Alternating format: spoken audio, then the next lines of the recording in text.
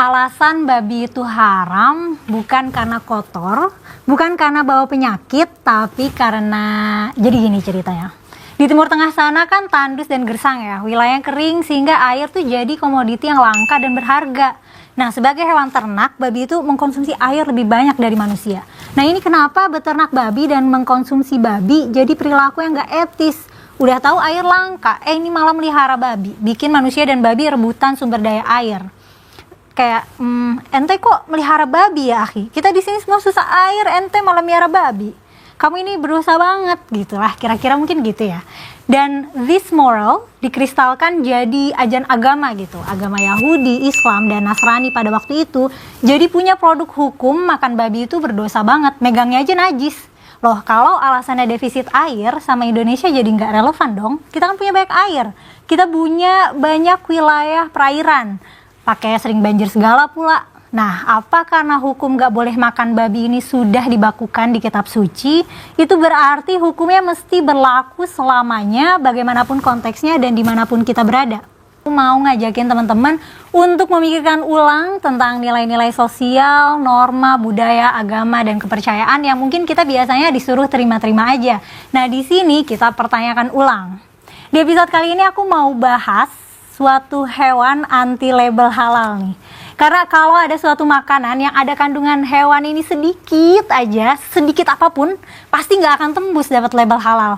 Saking haramnya ini hewan, kalau kita kesel tuh kita nyebut tuh nama hewan itu, babi gitu. Nggak boleh ngomong kasar ya.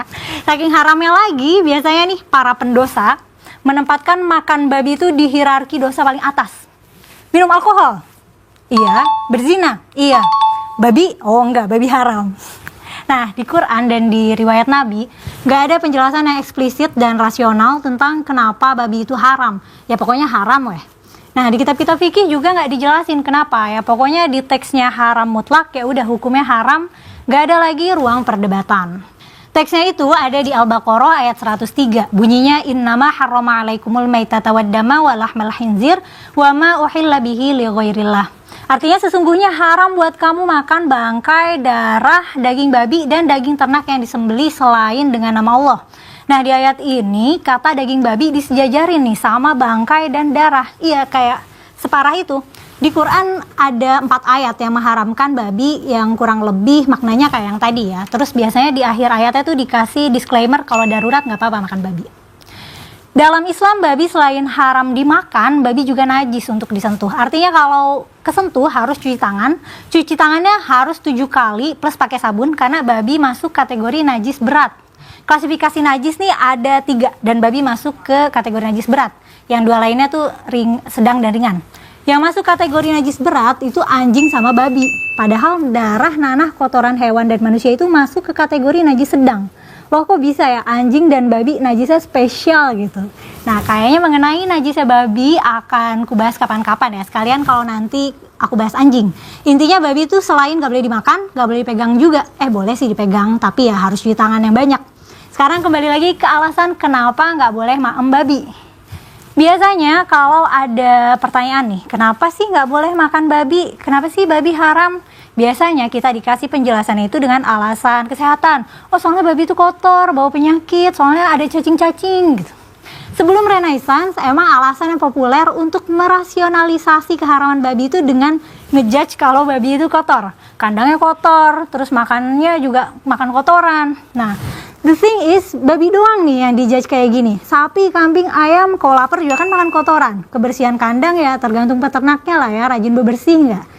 Terus lele juga kan terkenal suka makan kotoran ya. Tapi kekotoran hewan-hewan lain selain babi ini nggak bikin mereka dijudge haram dan najis. Terus serangga itu kan halal ya. Padahal kan jorok juga gitu. Nah, kita diskriminatif nggak sih ini sama babi? Nah, sampai sini kita jadi mikir, loh berarti haram itu bukan karena kotor ya. Karena banyak hewan lain yang kotor, tapi halal. Pada abad 12 ada nih seorang Yahudi yang merupakan filsuf, sekaligus tabib kerajaan Maroko dan Mesir, dan dia juga seorang ahli tafsir Torah abad pertengahan. Namanya Maimonides atau nama Arabnya itu Musa bin Maimun. Dia orang pertama yang merasionalisasikan keharaman babi dengan pendekatan ilmu kesehatan. Katanya makan babi itu risiko kena penyakitnya tinggi. Jadi babi itu berpotensi bawa penyakit cacing pita dan keluron. Cuman masalahnya sapi juga karier cacing pita. Terus sapi, kambing, domba juga merupakan vektor keluron. Malahan sapi, kambing, domba itu bisa bawa penyakit antraks. Antraks itu lebih berbahaya, lebih menular, dan lebih mematikan. Sementara babi nggak bawa antraks. Nah, kalau gitu risiko penyakit yang dibawa babi jadi nggak lebih bahaya dari yang dibawa sapi, kambing, domba dong. Sampai sini, ternyata bukan karena penyakit juga nih.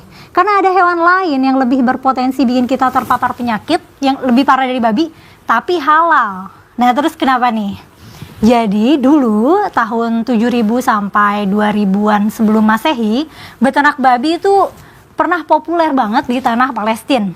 Praktik peternakan babi ini berdampak panjangnya itu jadi ngabis-ngabisin lahan buat beternak, ngabis-ngabisin lahan pertanian buat pakan babi, sama ngabisin suplai air. Nah, kondisi kayak gini bikin babi jadi langka karena perawatannya mahal. Jadi dulu babi tuh jadi makanan mewah dan mahal gitu karena ngerawatnya ribet. Udah gitu juga jadi rebutan resource nih sama manusia. Lama-lama makan babi mulai jadi tabu nih. Praktik peternakannya dinilai nggak etis dalam konteks lingkungan setempat, tapi demand-nya masih ada. Mungkin kalau mau dianalogin konteks sekarang nih, nggak etisnya tuh kayak gimana? Mungkin kayak mengkonsumsi sup sirip hiu atau telur penyu kali ya. Udah tahu nggak baik buat lingkungan, tapi demand-nya masih ada. Nah, nggak etisnya ini dikristalin aja deh. Jadi praktik agama besar di sana saat itu ya Yahudi duluan ya, yang lebih tua agamanya, terus diikuti Nasrani dan Islam. Nah, mereka melestarikan budaya haram makan babi lewat ya diharamin aja gitu lewat hukum agama. Sebenarnya mereka lagi preserving kehidupan mereka lagi melindungi manusianya dari rebutan sumber daya sama babi nih, karena babi butuh makan dan minum banyak kan.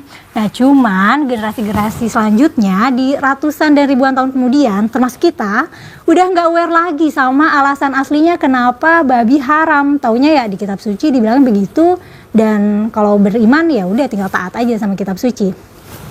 Saat itu dan sepertinya sampai sekarang ya, dan mungkin selama-lamanya sih, emang manusia itu kalau dikasih alasan dampak langsung itu nggak lebih efektif dari dampak yang terkesan imajiner. Jadi kalau kita ngelarang makan babi, jangan makan babi karena itu merusak lingkungan. Nah, itu nggak lebih didengar daripada kita jangan makan babi nanti masuk neraka. Nah, kayak metode kayak gini tuh masih populer dan efektif sampai sekarang. Misalnya ngajak berkurban. Caranya caranya bukan dengan cara ayo berkurban supaya tetanggamu tidak kelaparan gitu. Tapi caranya ayo berkurban supaya dibangunkan istana di surga. Mungkin orang yang tidak mempraktikkan diet non babi itu akan ngerasa aneh ya, kenapa orang Islam dan Yahudi nggak makan babi gitu. Jadi emang terbentuknya suatu budaya atau norma seringkali bukan karena kesadaran masyarakat secara kolektif gitu. Mereka bukan sadar akan dampaknya, tapi memang budayanya itu bertahan, lestari untuk preserve lingkungannya ataupun manusianya. Meskipun dari permukaannya tuh kok kayak aneh gitu, kok di sana budaya begitu sih gitu. Nah, munculnya budaya itu berkaitan erat sama keadaan geografis, iklim, dan lingkungan. Pola budaya kayak gini tuh istilahnya namanya environmental determinism. Jadi kayak seolah perilaku manusianya tuh di-drive oleh lingkungannya gimana supaya mereka bertahan hidup lebih baik. Dalam konteks makan babi Timur Tengah ya makan babi sekalian aja diharamin total supaya manusianya nggak perlu rebutan lahan, makanan, dan air sama babi-babinya. Mengenai pemanfaatan babi selain untuk pangan, ada perdebatan ulama sih. Ada yang bilang kalau haram memanfaatkan babi untuk apapun. Ada juga yang bilang nggak apa-apa kulitnya dimanfaatin jadi karpet misalnya asal udah dibersihin, ya gitu sih. Nah, setelah tahu konteksnya begitu nih, perihal haram makan babi. Menurut kamu masih relevan nggak jadinya keharaman makan babi? Atau ya kalau hukumnya sudah dibakukan kitab suci, berarti harus dipraktikkan selama-lamanya? Coba tulis pendapat kamu di kolom komentar ya. Sekalian kalau ada masukan untuk topik pembahasan juga boleh komen sekalian ya. Like dan share video ini, terus subscribe juga ya supaya aku tambah rajin konten. Aku Mela mohon pamit, makasih udah nonton sampai selesai. Sampai ketemu lagi, dadah. Nah, makanya seusia kamu itulah aku mulai mempertanyakan hidup ini, betul nggak? Mulai mencari tahu hidup ini, betul? Betul. Mulai kan kalau kita sudah 20-an, pikiran kita sudah lebih matang. Paling nggak kita sudah ada yang bekerja, ada yang kuliah, ya nggak? Iya. Kerja, kuliah. Pikiran kita sudah bisa nalar secara logika. Untuk apa hidup ini? Pertama aku berpikir, kenapa ya aku bisa ada di dunia yang penuh dengan kesulitan ini? Kalau aku Kok cuma di- dilahirkan untuk hidup susah, itu untuk apa gitu loh? Ngerti nggak maksudku? ngerti. Kenapa aku dilahirkan di dunia? Kalau Tuhan itu baik, seperti kata orang-orang agama itu, kenapa aku dilahirkan tuh susah gitu loh? Kok aku tidak dilahirkan seperti anaknya Pangeran Charles itu? Lahir sudah jadi miliarder, nggak perlu susah-susah aku cari uang, nggak perlu susah-susah aku cari makan. Itu dulu pertanyaan aku. Nah, ternyata agama tidak bisa menjawab itu. Hanya Alkitab firman Tuhan yang bisa menjawab itu. Baru aku tahu dari mana asalnya semua kesusahan di dunia ini. Dari mana akarnya kenapa aku ini, kenapa orang itu suka jahat sama aku, suka tipu aku, suka bohong, suka fitnah aku. Aku baru tahu itu. Aku baru tahu dari mana asalnya kenapa ada kematian, kenapa ada sakit penyakit. Baru aku tahu ketika aku baca Alkitab ternyata Tuhan itu baik. Rencananya buat aku bukan rencana kecelakaan, tapi rancangan yang penuh kebaikan, masa depan yang penuh pengharapan. Ternyata Tuhan itu baik. Tapi akibat dosa kita, akibat kita tidak taat kepada firman Tuhan, akibat dosa manusia pertama, Adam yang pertamalah, maka dikatakan Alkitab berkata gini, upah dosa ialah maut. Kenapa kita mati? Karena kita statusnya adalah orang berdosa. Baru aku tahu. Nah, statusku sebagai budak dosa, Alkitab berkata barang siapa berbuat dosa, dia adalah budak dosa.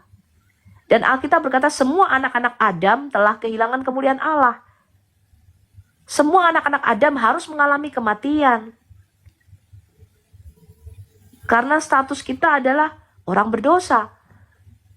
Nah, Alkitab mengatakan barang siapa menerima Yesus sebagai Tuhan dan Juru Selamat, maka statusku itu diubah dari orang berdosa menjadi anak-anak Allah. Baru aku tahu kalau aku ini anak Allah. Baru aku tahu kalau Allah itu begitu mengasihi aku sehingga aku bisa memanggil dia Bapa. Dulu kalau aku disuruh pertama kali waktu Kristen itu aku disuruh berdoa nggak bisa berdoa aku. Gimana caranya tuh Berarti berdoa? dulu berarti dulu kakaknya Islam ah. Oh enggak, aku bukan Islam. Pernah sembahyang ya? Aku turut-turut saja. Jadi waktu kecil itu karena tetanggaku ada yang Islam, aku ngaji hafal-hafal dikit karena dengar-dengar. Nah, Berarti aku ke masjid, kakaknya punya aku agama dulu. sholat. Ya ikut-ikut aja. Kita nggak pernah dipaksa harus ke gereja. Orang tua aku nggak pernah ke gereja. Tuh, orang tuaku bertobat setelah aku bertobat.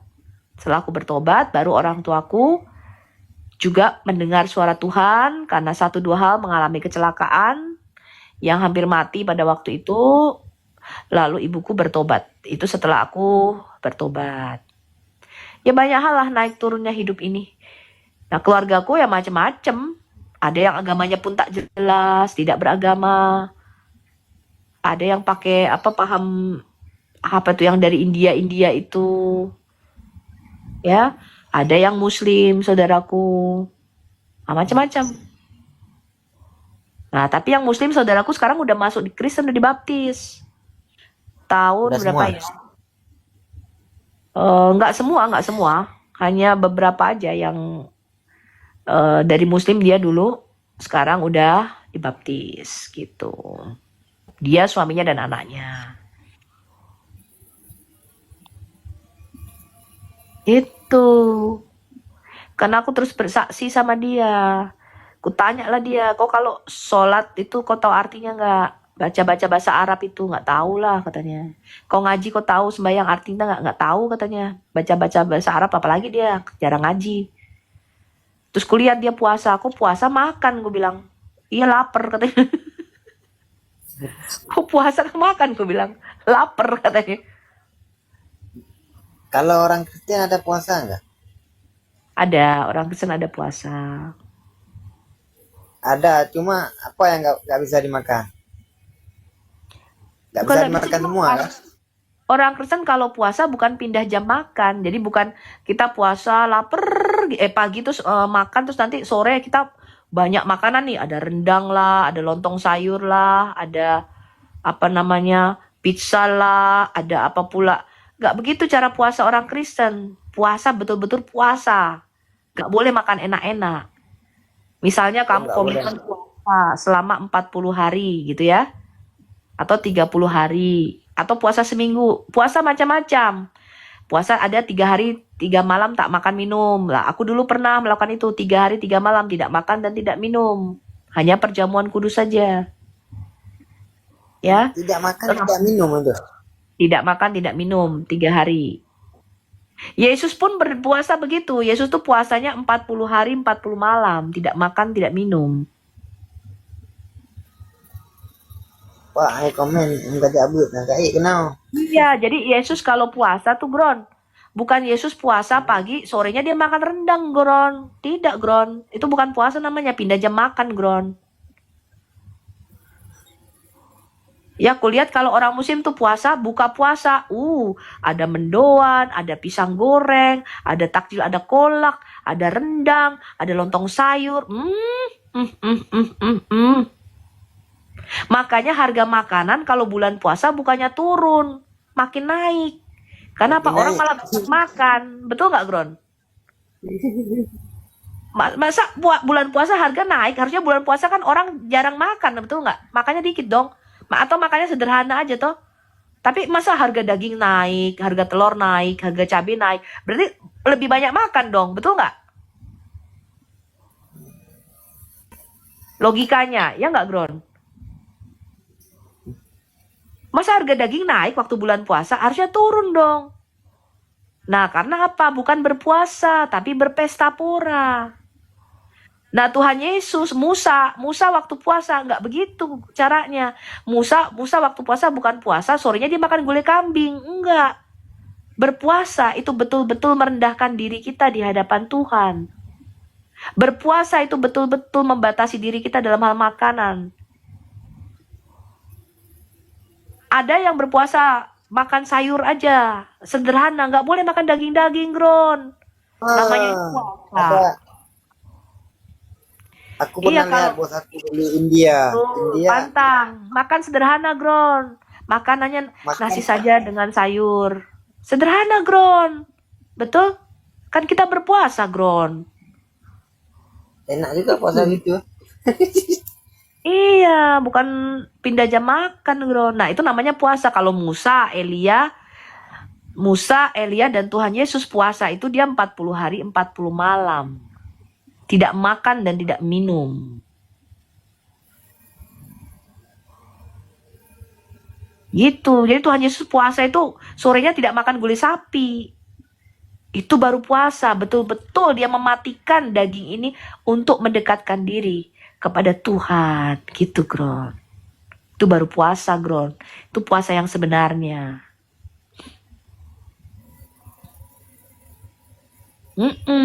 Gitu, Gron.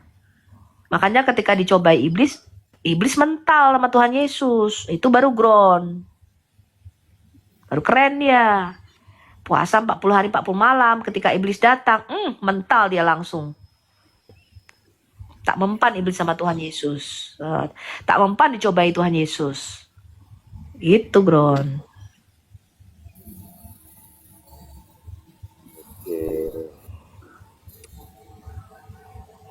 Mantap tuh penjelasannya Kak Sofi. Ada tamu dulu nih, kita sapa dulu. Ada Bu Sumihar. Bu Sumihar, selamat pagi. Selamat pagi Bu Sumihar. Pagi jam berapa di sono? Jam 3. Jam 3 pagi? Iya. Oh, sholat tahajud ini. Kak Sofia, saya udah dulu ya, mau tidur. Siap, Bang Gron. Dekat Jam mana 3 lewat. joglonya? Assalamualaikum. Dekat mana joglo? Joglo mana, Bang? Salam. Masih ramai sekali Komal ini jam 3 pagi. Iya. Ngalah-ngalahin warteg. Dokter Sumihar.